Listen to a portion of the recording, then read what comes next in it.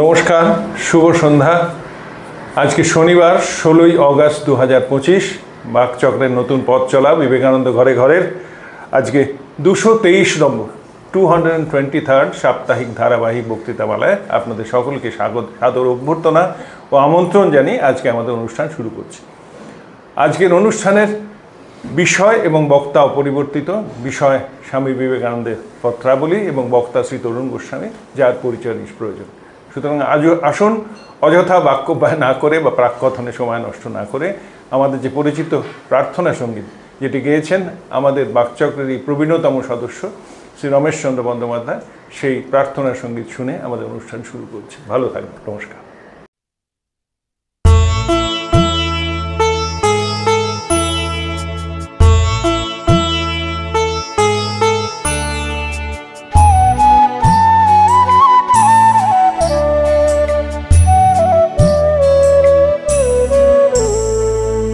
তোমারে করিয়াছি জীবনের ধ্রুবতারা, এ সমুদ্রে আরো কবু হব না গো পথহারা। তোমারে করিয়াছি জীবনের ধ্রুবতারা।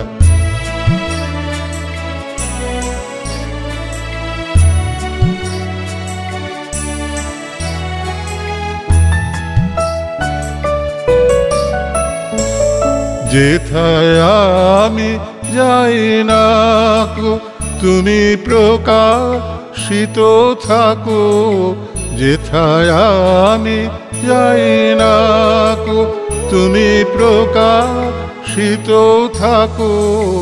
অকুল নয়ন জলে ঢালো গো কিরণ ধারা। তোমারে করিয়াছি জীবনের ধ্রুবতারা।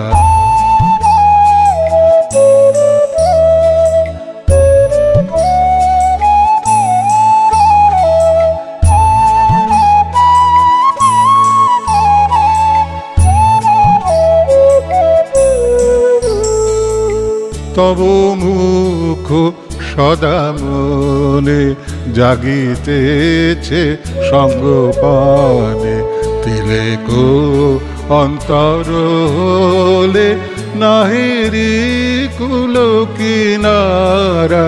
তব মুখ সদা মনে জাগিতেছে সঙ্গপানে, তিলেক অন্তর হলে নাহেরি কুল কিনারা।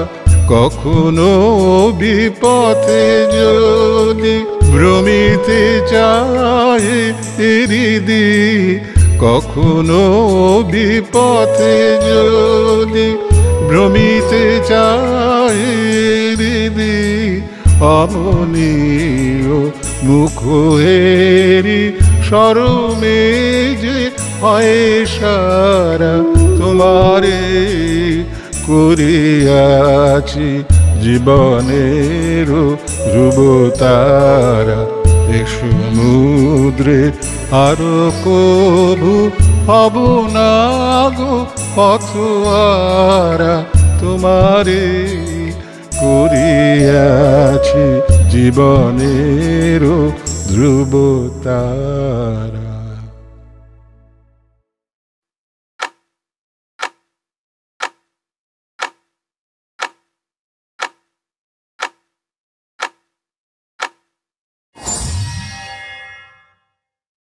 নমস্কার।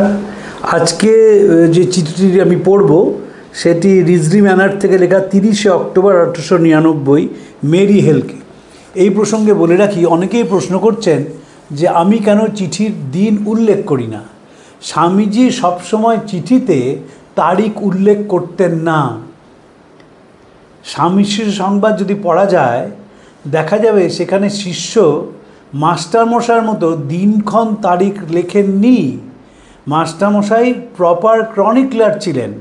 তিনি যেহেতু ডায়েরি লিখতেন তাই তিথি, নক্ষত্র, তারিখ, ইংরেজি তারিখ, বাংলা তারিখ সব তিনি কথামৃতে দিয়েছেন।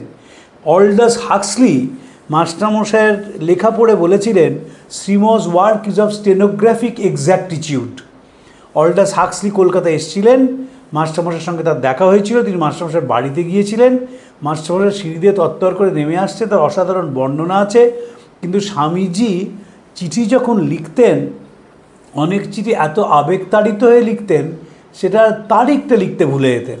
যেমন ধরুন, কলকাতায় যে প্রথম চিঠিটি আসে শিকাগো ধর্ম মহাসভার পরে, 1894 গ্রীষ্মকাল, কত তারিখে লিখেছিলেন জানা যায় না, এবং কোনো গবেষকের তারিখ বের করা সম্ভব না, কোনো গবেষকের, যে কোন তারিখে স্বামীজি লিখেছিলেন। এবং দেখবেন স্বামীজি যখন চিঠি লিখছেন, এই চিঠিগুলো তো অনুবাদ করা হয়েছে, যেগুলো বাংলায় লিখেছেন সেগুলো ঠিক আছে, ইংরেজি চিঠিগুলো অনুবাদ সবসময় সঠিক হয়নি। তাই বলভদ্রানন্দ যখন ব্রহ্মচারী পবিত্র চৈতন্য ছিলেন, আমায় মাথায় ঢুকিয়ে দিয়েছিলেন যে ইংরেজি চিঠি ইংরেজিতে এবং বাংলায় চিঠি বাংলায় পড়তে।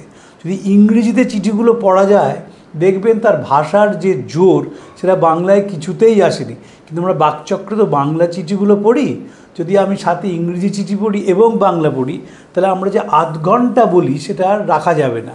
আর যদি বেশি বলি, তাহলে মানুষের মন সেদিকে থাকবে না। তার কারণ আজকাল সকলেই একটা অসুখে ভোগেন, তার নাম শর্ট অ্যাটেনশন সিনড্রোম। বেশি যদি আপনি বলেন তাহলে মন যাবে না, তখন দেখবেন বাড়িতে বাকচক্র খোলা রয়েছে আর মানুষ গল্প করে যাচ্ছে। কিন্তু আপনি 30 মিনিটের মধ্যে শেষ করেন, 30 মিনিট অবধি দেখা যায় যে মানুষের অ্যাটেনশান ঠিক হচ্ছে।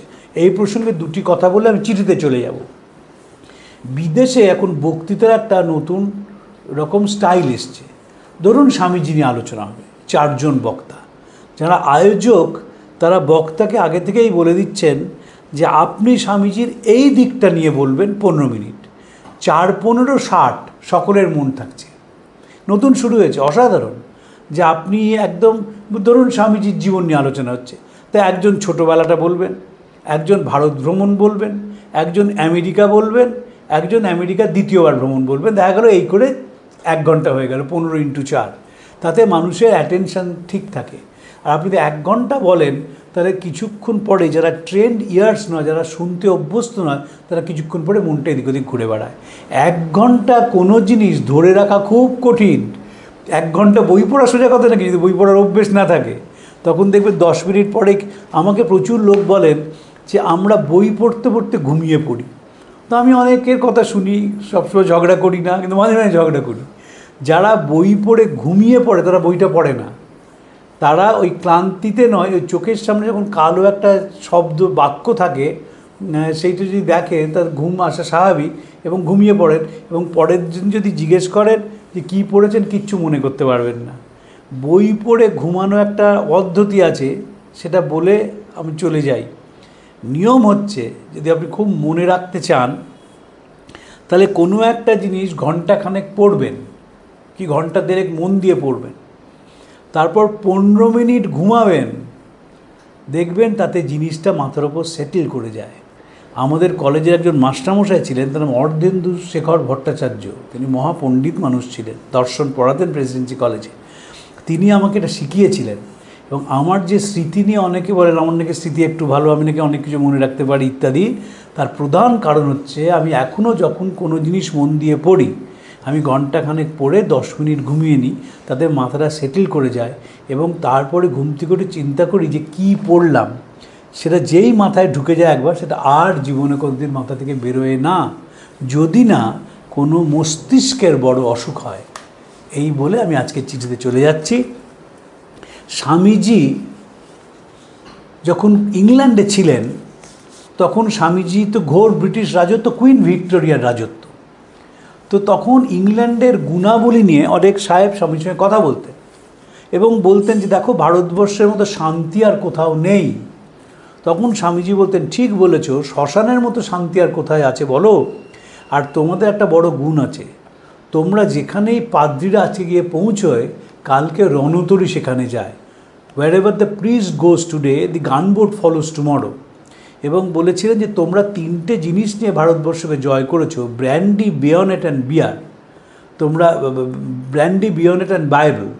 তোমরা ব্র্যান্ডি খাওয়া ধরিয়েছ, তোমরা বেয়নেট দিয়ে ভয় দেখিয়েছ, কোনো রকমের আন্দোলনটাকে স্তব্ধ করে দিয়েছো বন্দুকের ভয়, এবং বাইবেল দিয়ে ধর্মান্তকরণ করেছো। এটা কিন্তু ইংল্যান্ডে 1895 সালে বলা খুব কঠিন, খুব কঠিন। কুইন ভিক্টোরিয়া সম্বন্ধে আলোচনা করা হচ্ছে। স্বামীজি বলেন তাকে আমরা খুবই শ্রদ্ধা করি, কারণ তিনি একবার বিধবা হয়ে মেম সাহেব হওয়া সত্ত্বেও পুনর্বার আর বিয়ে করেননি। এটা কি কুইন ভিক্টোরিয়া সম্বন্ধে তখনকার দিনে বলা যায়? স্বামীজি বলেছিলেন। এখন সম্প্রতি শশী থারুরের দুটো বই মানুষ খুব মন দিয়ে পড়ছে। একটি হচ্ছে দি ইনগ্লোরিয়াস এম্পায়ার, আরেকটা হচ্ছে দ্য এরা অফ ডার্কনেস। এই দুটো বইতে শশী থারুর দেখিয়েছেন যে কীভাবে ইস্ট ইন্ডিয়া কোম্পানি ভারতবর্ষকে লুট করেছিল। স্বামীজির এই চিঠিটা যিনি মেরি হেলকে লিখছেন, সেইখানেও স্বামীজি এই লুটের কথা বলছেন, এবং সাথে সাথে ব্রিটিশদের কি গুণ সেটাও কয়েক লাইনে সেরেছেন। বর্তমান ব্রিটিশ ভারতের মাত্র একটি ভালো দিক আছে, যদিও অজান্তে ঘটেছে। তা ভারতকে আর একবার জগৎ মঞ্চে তুলে ধরেছে, ভারতের ওপর বাইরের পৃথিবীকে চাপিয়ে দিয়েছে জোর করে। সংশ্লিষ্ট জনগণের মঙ্গলের দিকে চোখ রেখে যদি তা করা হতো অনুকূল পরিবেশে জাপানের ক্ষেত্রে যা ঘটেছে, তাহলে ফলাফল ভারতের ক্ষেত্রেও আরও শত বিস্ময়কর হতে পারত। কি অসাধারণ অ্যানালিসিস! যে এই যে ভারতবর্ষের দরজাটাকে পৃথিবীর দিকে খুলে দিয়েছে, এটা একটা ব্রিটিশের বড় গুণ। মনে রাখতে হবে, স্বামীজি কিন্তু প্রথম আন্তর্জাতিক মানুষ। আমরা বলি যে মহাত্মা রামমোহনকে first modern man of India, তিনি একেবারেই মডার্ন ম্যান নন। তিনি ব্রিটিশের সঙ্গে আমাদের বন্ধুত্ব কোথায়, সাহেবদের সঙ্গে আমাদের বন্ধুত্ব কোথায় হতে পারে তার ধারণাই ছিল না। তার মনে হয়েছিল যে সাদারা অনেক আমাদের থেকে সভ্য, ভদ্র, মার্জিত, এবং আমরা অসভ্য জাত, এটা তিনি মনে করতেন। বিবেকানন্দ তা করেননি। তাই জন্য রবীন্দ্রনাথ যখন 1909 সালে বিবেকানন্দের মূল্যায়ন করেছেন, সেখানে বলছেন যে ভারতের সাধনাকে পশ্চিমে ও পশ্চিমের সাধনাকে ভারতে দিবার ও লইবার পথ রচনা করিতে গিয়া তিনি নিজের জীবনকে উৎসর্গ করিয়াছিলেন। যখন নিজে 1921 সালে স্টকহোমে নোবেল প্রাইজ অ্যাকসেপ্টেন্স স্পিচ দিচ্ছেন, তখনও সেইখানে এই পূব পশ্চিমের মিলন এবং বন্ধুত্বের কথা বলেছেন। স্বামীজি বলছেন এই যে ভারতবর্ষকে আন্তর্জাতিক ক্ষেত্রে তুলে ধরা, স্বামীজির বারবার এই কথা মনে হয়েছে যে ভারতবর্ষ ইন্টারন্যাশনাল স্টেজে পৌঁছবে। নয়তো ভাবুন 1898 সালে একটি ছেলে লিখছে, 39 বছর চলে যেত, আমি ছেলেই বলি, সেই ছেলেটি লিখছে কি যে আমাদের আন্তর্জাতিক যে বিভিন্ন মেলা হয় তাতে অংশগ্রহণ করতে হবে, এবং 3টে জিনিস বলছে। আমাদের এমন ব্যবসায়িকদের যোগাযোগ করতে হবে যারা মুনাফার বদলে দেশীয় যারা শিল্পী আছেন তাদের সমর্থন করবেন, তাদের বাজার যাতে বিশ্ববাজারে পৌঁছে যায় সেইটার ব্যবস্থা করবেন, এবং তাদের জিনিসগুলোকে মেলে ধরবেন সর্বত্র। যেখানে যেখানে গেছেন সেখানে মেলায় নিজে গেছেন, বা যাদের সঙ্গে পরিচয় হয়েছে ভারতীয়, তাদের মেলাটা কেমন দেখতে পাঠিয়েছেন। কারণ স্বামীজির মনে হয়েছিল মেলার মাধ্যমে ভারতীয় শিল্পীদের তৈরি জিনিস বিশ্ববাজারে পৌঁছাতে পারে। শিষ্য শরৎচন্দ্র চক্রবর্তীকে বলছেন যে কি ছাত্র পড়াচ্ছিস আর চাকরি করছিস, হুগলির কিছু মুসলমান তারা কুলো ঝ্যাঁটা নিয়ে গিয়ে বিদেশে বিক্রি করছে, মেম সাহেবরা বেনারসি পড়তে খুব ভালো, বেনারসির গাউন পরতে খুব ভালোবাসে, আমি তোকে রেকমেন্ড করছি বিদেশে যা, গাউন ফেরি কর, দেখবি তুই কত মুনাফা করতে পারছিস, যদি জন্মেছিস তবে একটা দাগ কেটে যা।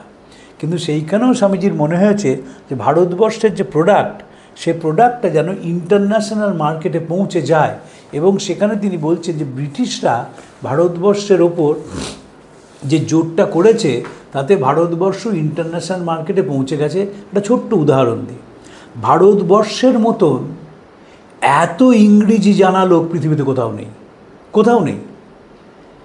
এত সংখ্যক মানুষ যিনি ইংরেজি আন্তর্জাতিক ভাষা, কোনো সন্দেহ নেই সেখানে, কোথাও নেই। এটা কিন্তু ব্রিটিশ শিক্ষার একটা গুণ, এবং আছে বলেই আন্তর্জাতিক জগতের সঙ্গে আমাদের যোগ তৈরি হয়েছে। এবং যদি স্বামীজি বলছেন এটা যদি জ্ঞাতসারে করতো তাহলে ভারতবর্ষের উন্নতিটা অনেক বেশি হতো। এটা জোর করে চাপিয়েছে, কারণ ক্লার্ক এডুকেশনটা মাথায় ছিল যে আমাদের দেশটাকে চালাতে হবে, এখানের মানুষকে ইংরেজি পড়াতে হবে, তারা ইংরেজি শিখবে এবং দেশীয় শিক্ষা বন্ধ করে দেওয়া হলো। এরপরেই স্বামীজি সেখানে আসবেন, সেখানে আমি কলম্বো টু আলমোড়ার একটা ছোটো জিনিস রেফার করব। কিন্তু যদি জ্ঞাতসারে হতো তাহলে ভারতবর্ষ সত্যিই একটা ইন্টারন্যাশনাল কান্ট্রি হিসেবে তখনই পৌঁছে যেত। এখানে আরেকজনের কথা বলতে হয়, তিনি প্রথম বুঝেছিলেন যে ভারতবর্ষ জগতের মধ্যে ভারতবর্ষের কথা পৌঁছাতে হবে। ভারতবর্ষের গীতার কথা, উপনিষদের কথা, জীবনচর্চার কথা তিনি শ্রীরামকৃষ্ণ। তাই লিখে দিয়েছিলেন, নরেন শিক্ষে দেবে যখন ঘুরে বাহিরে হাঁক দিবে। ঘুরে বাহিরে, ঘরে বাহিরে নয়, ঘুরে একেবারে ওয়ান্ডারিং মঙ্ক, ট্রাভেলার, এবং বাইরে হাঁক দেবে। কি হাঁক দেবে? এই ভারতবর্ষের কথা বলবে, যে সমন্বয় করতে পারে সেই লোক। এবং এরপরই স্বামীজি লিখছেন চিঠিতে, কয়েকশো অর্ধশিক্ষিত বিজাতীয় নব্যতন্ত্রী লোক নিয়ে বর্তমান ব্রিটিশ ভারতের সাজানোর তামাশা আর কিছু নয়। এই যে স্বামীজি অসাধারণ কথা বলেছিলেন তার কলম্বো টু আলমোড়ার একটি লেকচারে, তিনি দুটি মাইথোলজিক্যাল পৌরাণিক জীবের কথা বলেছেন, স্কেলা এবং চেরিবিড। তারা সবসময় মারামারি করছে নিজেদের মধ্যে, সব সময় মারামারি করছে। তখন স্বামীজি বলছেন, একদিকে হচ্ছে scala of modern western education এবং আরেকটা চেরিবিড। বলছেন ভারতবর্ষের যে শিক্ষা, আমি তাদেরকে অনেক সমর্থন করি বেশি, যদিও তাদের মধ্যে সফিস্টিকেশন কম, কিন্তু পাটা মাটিতে লেগে আছে। আর যারা বিদেশি শিক্ষায় শিক্ষিত, হেডস টার্নিং, যে তাদের মাথাটা ঘুরে আছে বনবন করে, হেডস টার্নিং, এবং তারা পাটা মাটিতে নেই। এখনও তাই হয়। এখনও যারা খুব বড় বড় স্কুলে পড়ে, ইংরেজিতে কথা বলতে পারেন বলেই আমরা বুঝি ভারতবর্ষকে বুঝতে পেরেছেন, তারা কিন্তু কিচ্ছু চেনেন না ভারতবর্ষকে, কারণ দেশের মাটির গন্ধ তারা বুঝেন না। এইটাকে কেন পৃথিবীর বিচিত্র, কেন ওয়ান্ডার দ্যাট ইজ ইন্ডিয়া বলা হচ্ছে, কেন ব্যাসাম সাহেব লিখলেন, এই দেশের সঙ্গে পৃথিবীর কোনো দেশের কোনো মিল নেই, তার আকারের জন্যে নয়, তার বৈচিত্র্যের জন্যে। যখন আমরা নারকেলডাঙায় বসে বিবেকানন্দ চর্চা করছি, তখন কোনো এক বুদ্ধিস্ট মনেস্টারিতে কোনো একটি শ্রমণ তিনি ধ্যান করছেন, কোনো একটি ঋষি তিনি হিমালয়ে বসে কোথাও না কোথাও আত্মানুসন্ধানে ডুবে গেছেন, আবার কোথাও এখন দুপুরবেলায় অফিসে কাজ হচ্ছে। এই বৈচিত্র্য কোথাও নেই। সবাই তো বলে যে মানুষ হচ্ছে মেশিন, সেটা সবচেয়ে বড় ভুল। মানুষ যদি মেশিন হয় তাহলে বুঝতে হবে ইউনিক মেশিন। প্রত্যেকটা মেশিন আলাদা। এই নয় যে এক কারখানা থেকে সব এক রকমের ঘড়ি বা এক রকমের গাড়ি বা এক রকমের পোশাক বেরোবে। প্রত্যেকটি মানুষের যে বৈচিত্র্য, এটি ভারতবর্ষ স্বীকার করেছে তার গানের মধ্যে দিয়ে, তার কবিতার মধ্যে দিয়ে, তার দর্শন চর্চার মধ্যে, তার জীবন চর্চার মধ্যে দিয়ে। এই বৈচিত্র্যের মধ্যে যে ঐক্য, এটি ভারতবর্ষ ছাড়া পৃথিবীর কোথাও দেখা যায়। ধরুন শঙ্করবাবু একটা কথা বলতেন এই প্রসঙ্গে, একটু বলি। আপনি তো পশ্চিমবঙ্গ ঘুরে বেড়ান, যে 23টা জেলা আছে, প্রত্যেক জেলার খাবারের বৈশিষ্ট্য আছে। এই নয় যে সকালবেলা মানেই পরিচ বা ওটস বা এগ বা টোস্ট, নয়। প্রত্যেক জেলায় আপনি কলকাতা থেকে একদম, আমরা তো এখন মধ্য কলকাতায় বসে কথা বলছি, হাওড়ায় যান, তার ভাষা আলাদা, খাওয়া আলাদা। হুগলিতে যান, সেখানেও তাই, ভাষা আলাদা, খাওয়া আলাদা। আবার বাঁকুড়া পুরুলিয়ায় যান, জঙ্গলমহল, সেখানেও দেখবেন সব আলাদা। এই প্রত্যেকটা জিনিসের মধ্যে, আমি তো পূর্ববঙ্গ ধরছি না, ওটা তো পূর্ববঙ্গ ছিল বিবেকানন্দের সময়, এখন না তো একটা অন্য স্বাধীন দেশ। তো এই যে খাওয়া প্রত্যেকটি জায়গায় আলাদা, প্রকৃতি প্রত্যেকটি জায়গায় আলাদা একদম। তো এই বৈচিত্র্যটি ভারতবর্ষে রয়েছে। সেখানে কি করছে স্বামীজি বলছেন যে scala of modern western education দিয়ে কিছু মানুষকে আমরা চেষ্টা করলাম যে এরাই বুঝি দেশটাকে চালাবে। বিলিতি ধরনের হাসি, ফরাসি ধরনের কাশি, আর পাফাক করিয়া সিগারেট খেতে বড্ডই ভালোবাসি, দ্বিজেন্দ্রলাল রায় লিখলেন রাম কালিয়ার হরিচরণ নাম সেসব সেকেলে ধরন, তাই নিজেদেরই সব ডেরে মিটার করিয়াছি নামকরণ। এই যে অনুকরণ, শ্রীরামকৃষ্ণ পশুপতি বসুর বাড়িতে গেছেন, সেখানে সব দেবদেবীর ছবি রয়েছে বসবার ঘরে। তো ঠাকুর হেসে টিপ্পনি কাটছেন, তুমি তো বড় হিন্দু, এত পয়সা থেকেও একটা কুইনের ছবি রাখুনি। বাড়ির মাথায় সিংহ, এখনও বহু পুরনো বাড়িতে, এখনো ভাঙা পোড়ো বাড়ি, বাড়ির মাথায় সিংহ। সিংহ কেন? ওই ব্রিটানিকা রুলস দ্য ওয়েভস, সেই জন্যে সিংহ। সেই জন্যে দেয়ালে ঢোকানোর সময় অনেক জায়গায় সিংহ রয়েছে। গ্রামের দিকে বহু জমিদার বাড়িতে দেখবেন দুটো বসার বেঞ্চ রয়েছে, সিংহের মুখ সেখানে। সিংহের মুখ মানেই হচ্ছে ব্রিটিশ অথরিটি। এই অনুকরণ প্রিয়তা আমরা ডুবে গিয়েছিলাম। এবং প্লেটো বলেছিলেন, imitation is a beggar wedded to a beggar producing beggar offsprings. এবং বিবেকানন্দ এই অনুকরণ প্রিয়তাকে খুব ঘৃণা করেছেন। একটি জায়গায় লিখছেন Swamiji, O India, this is your terrible danger, the spell of imitating the West is getting such a hold upon you that what is good or what is bad is no longer decided by reasons, discrimination or reference to the Shastras. What the white people praise or like are good, what they censure or dislike are bad. Alas, what can be a more tangible proof of foolishness than this? এর বাংলাটা সকলেই জানেন। হে ভারত, এই পরানুবাদ, পরানুকরণ, পরমুখাপেক্ষা, এই দাসসুলভ দুর্বলতা, এই জঘন্য ঘৃণ্য নিষ্ঠুরতা এইমাত্র সম্বলে তুমি উচ্চাধিকার লাভ করিবে। এই লজ্জাকর কাপুরুষতার সহায় তুমি বীরভোগ্যা স্বাধীনতা লাভ করিবে। এটি চিঠিতে স্বামীজি বলছেন, ভয় হয় পাছেই পাশ্চাত্য বীর্য তরঙ্গে ভারতবর্ষের বহুকাল আর্জিত রত্নরাজি না ভাসিয়া যায়। ভয় হয় ভারতবর্ষ না ঐহি ভোগলাভের রণভূমিতে পরিণত হয়। ভয় হয় এই অসম্ভব অবাস্তব মূলাচ্ছেদকারী ভাবকে অনুকরণ করিতে গিয়া ভারতবর্ষ না ইতো নষ্ট ততভ্রষ্ট হইয়া পড়ে। তাই জন্য মেরি হেলকে লিখছেন যে এই নব্য যে মানুষ, এদের দিয়ে ভারতবর্ষকে চালানোর চেষ্টা হয়েছে। ইংরেজ বিজয়ের কালে কয়েক শতাব্দী ধরে যে সন্ত্রাসের রাজত্ব চলেছিল, ব্রিটিশের শাসনে অবশ্যম্ভাবী পরিণামস্বরূপ 1857 ও 1858 খ্রিস্টাব্দে যে বীভৎস হত্যাকাণ্ড ঘটেছে এবং তার চেয়েও ভয়ানক যে দুর্ভিক্ষ দেখা দিয়েছে, তা লক্ষ লক্ষ লোককে গ্রাস করেছে। এইটা আমরা ভাবি না। একটি অসাধারণ বই আছে, চার্চিলস সিক্রেট ওয়ার, হাইডেলবার্গ বিশ্ববিদ্যালয়ের ইতিহাসের অধ্যাপিকা মধুশ্রী ব্যানার্জির লেখা। সেই বইটিতে দেখিয়েছেন তিনি যে কীভাবে 1943 সালে যে দুর্ভিক্ষ হয়েছিল, সেই দুর্ভিক্ষটা ইংরেজরা করেছিল, কিভাবে তার পরিকল্পনা করা হয়েছিল, কিভাবে এলাকার পর এলাকা, একরের পর একর পাট জমি পুড়িয়ে দেওয়া হয়েছিল, কিভাবে বাধ্য করা হয়েছিল পাটকলগুলোকে প্যারাশুট বানাতে। এবং তার একটা অসাধারণ ঘটনা ঘটেছিল, সেই বইতে পাওয়া যায়। দেখা গেল স্টেটসম্যান খবরের কাগজ একটি ছবি ছাপিয়েছে, জলপাইগুড়ি শহরে আমেরিকান সোলজাররা দুর্ভিক্ষ ক্লিষ্ট মানুষকে খাবার দিচ্ছেন। সেই দেখে আইজেনহাওয়ার তিনি চার্চিলকে বললেন, either you explain or we back out from the war.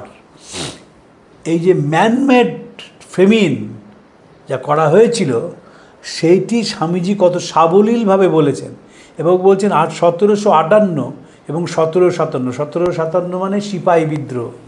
Curl মার্কসের একটি অসাধারণ গ্রন্থ আছে, first national war of independence. তিনি সিপাহী বিদ্রোহ বলেননি, বলেছেন ওটা প্রথম স্বাধীনতার আন্দোলন। অসাধারণ লেখা আছে কার্ল মার্কসের, একটি বই আছে।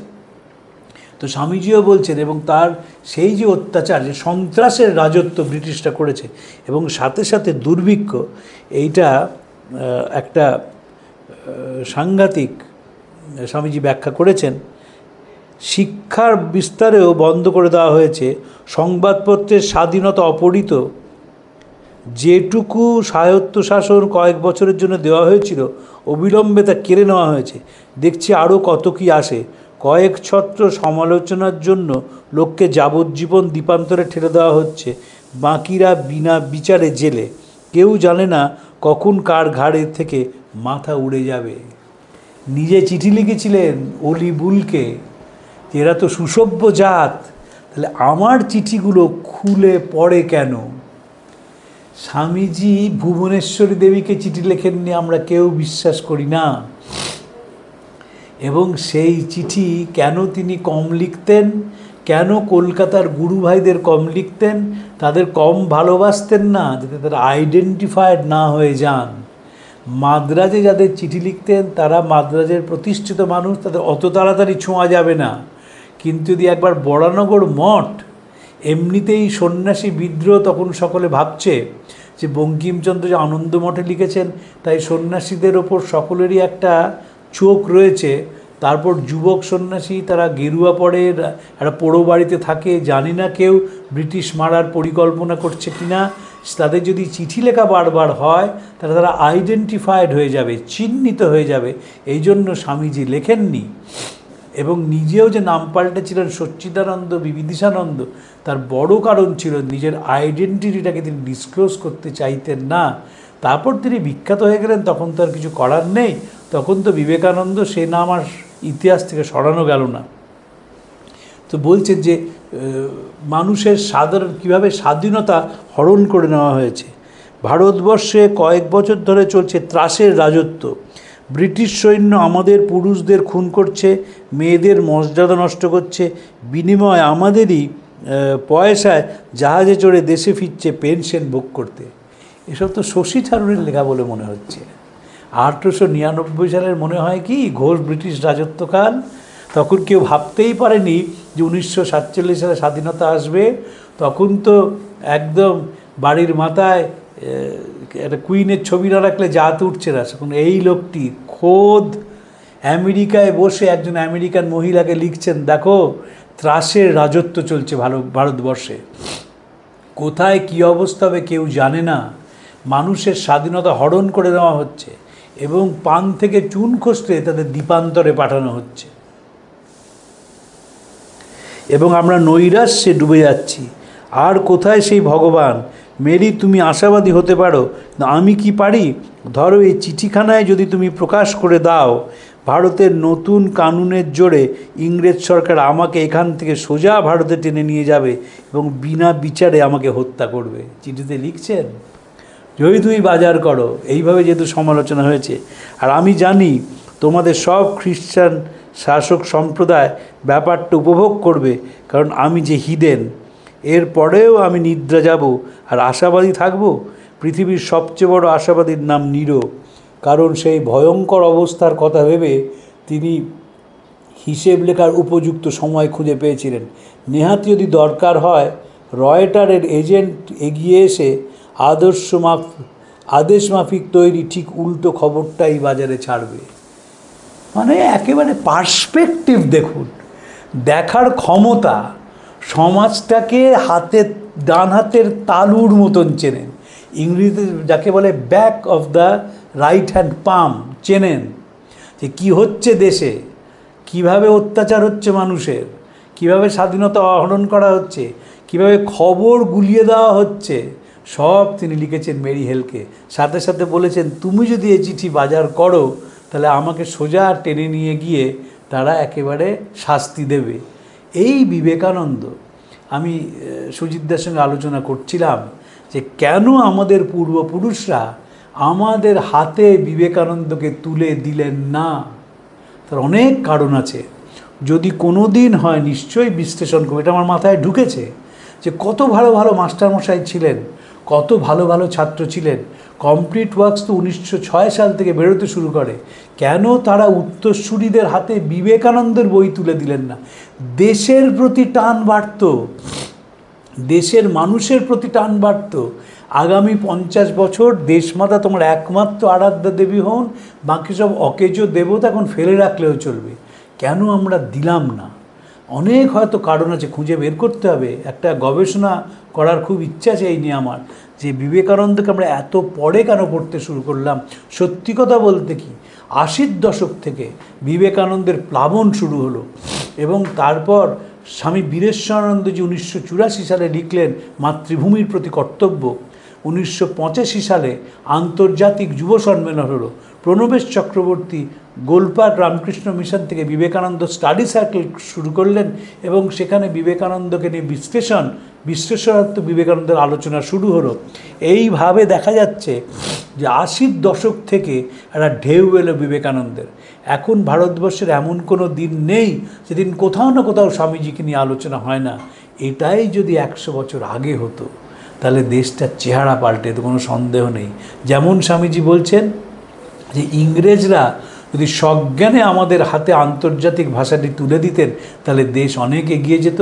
তেমনি যদি বিবেকানন্দকে আমরা সজ্ঞানে 100 বছর আগে পেতাম, ছেড়ে দিন স্বাধীনতার সময় যদি 47 সাল থেকেই বিবেকানন্দ চর্চা শুরু হতো, তাহলেই দেখতেন দেশের চেহারাটা পাল্টে গেছে। অনেক মানুষ এগোতেন, তারা সত্যিই মনে করতেন নতুন ভারত বেরুক চাষার কুটির থেকে, ভুনাওয়ালার উনুনের পাশ থেকে, ঝোড় জঙ্গল পাহাড় পর্বত থেকে। আজকে এইটুকুনি থাক, পরের দিন আরেকটি চিঠি নিয়ে আলোচনা করব। প্রাণারাম প্রাণারাম প্রাণারাম প্রাণারাম প্রাণারাম প্রাণারাম। কি যেন লুকানো নামে তাই মিষ্ট এত তব নাম। প্রাণারাম প্রাণারাম প্রাণারাম প্রাণারাম প্রাণারাম।